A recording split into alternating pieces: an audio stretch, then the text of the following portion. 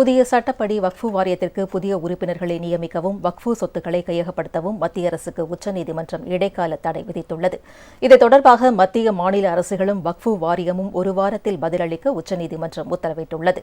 எதிர்க்கட்சிகளின் கடும் எதிர்ப்பையும் மீறி நாடாளுமன்றத்தில் நிறைவேற்றப்பட்ட வக்ஃபு சட்ட திருத்த மசோதா கடந்த 8ஆம் தேதி முதல் அமலுக்கு வந்துள்ளது.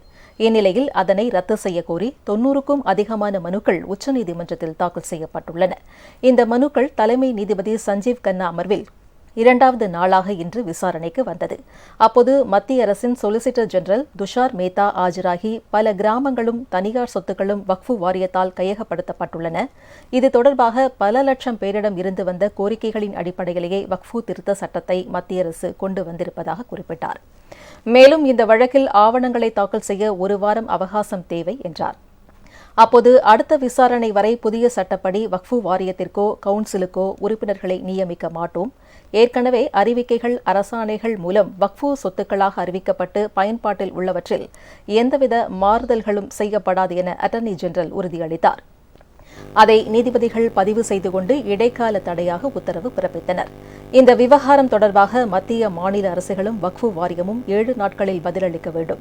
அவற்றிற்கு மனுதாரர்கள் 5 நாட்களில் பதில் தர வேண்டும் என்று உத்தரவிட்டு விசாரணையை மே 5ஆம் தேதிக்கு ஒத்திவைத்தனர்.